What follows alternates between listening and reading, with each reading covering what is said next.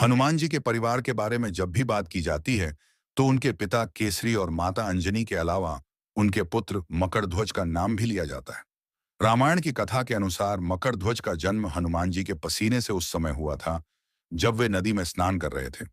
हनुमान जी को पुत्र होने के बाद भी ब्रह्मचारी माना जाता है, क्योंकि मकरध्वज का जन्म हनुमान जी के किसी स्त्री के योग से नहीं हुआ था। पराशर संहिता में हनुमान जी के विवाह की एक कथा मिलती है।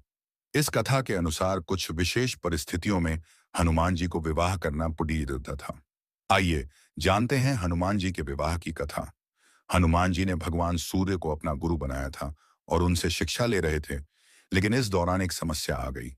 वास्तव में सूर्यदेव हनुमान जी को 9 में से केवल 5 तरह की विद्या ही सिखा पाए, क्योंकि बाकी 4 विद्या केवल विवाहित को सिखाई जा सकती थी। सूर्यदेव सृष्टि की मर्यादा नहीं तोड़ सकते थे। सूर्यदेव के सामने एक बड़ा धर्म संकट आ खड़ा हुआ। ऐसे में कोई मार्ग न निकलता देखकर सूर्यदेव ने हनुमान जी को विवाह करने की सलाह दी। सूर्यदेव की बात सुनकर हनुमान जी के सामने भी एक धर्म संकट था, क्योंकि आजीवन ब्रह्मचारी रहने की प्रतिज्ञा करने वाले हनुमान जी विवाह नहीं करना चाहते थे।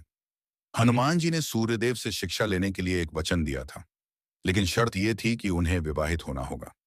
हनुमान जी ने अपने गुरु की बात तो मान ली, लेकिन उन्होंने इसी के साथ यह शर्त भी रखी कि वे विद्या ग्रहण करने के लिए विवाह कर लेंगे, लेकिन पति पत्नी जैसा कोई संबंध नहीं रखेंगे। सूर्यदेव ने हनुमान जी की बात मानते हुए अपनी पुत्री सुवर्चला से उन्हें विवाह करने के लिए कहा। सूर्यदेव की बात मानकर हनुमान जी ने विवाह के लिए स्वीकृति दे दी। इस तरह सूर्यदेव की तेजस्वी और तपस्वी पुत्री सुवर्चला के साथ हनुमान जी का विवाह हुआ। इस विवाह के बाद हनुमान जी ने अपनी शिक्षा पूरी की और सुवर्चला अपनी तपस्या में लीन हो गई। पराशर संहिता में भी इस बात का उल्लेख है कि हनुमान जी और सुवर्चला का विवाह सिर्फ ब्रह्मांड के कल्याण के लिए हुआ था। इससे हनुमान जी का ब्रह्मचर्य भी प्रभावित नहीं हुआ। हनुमान जी को चिरंजीवी होने का वरदान प्राप्त है, इसीलिए संपूर्ण विद्या प्राप्त करके उन्हें कलयुग में भगवान कल्कि का साथ देने के लिए विवाह करना पड़ता, क्योंकि विवाह के बिना उन्हें सूर्यदेव से संपूर्ण विद्या प्राप्त नहीं हो सकती थी। कलयुग में धर्म की रक्षा करने के लिए हनुमान जी को संपूर्ण ज्ञान और विद्या की आवश्यकता थी। आपने हनुमान जी के कई प्राचीन मंदिर देखे होंगे। इन मंदिरों में हनुमान जी अकेले या फिर प्रभु श्री राम, लक्ष्मण और सीता जी चरणों में बैठे हुए हैं।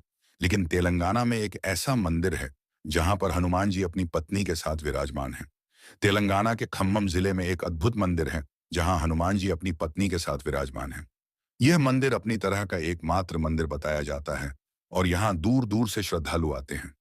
मान्यता है कि यहाँ हनुमान जी और उनकी पत्नी के दर्शन करने से पति पत्नी के बीच के सभी क्लेश दूर हो जाते हैं।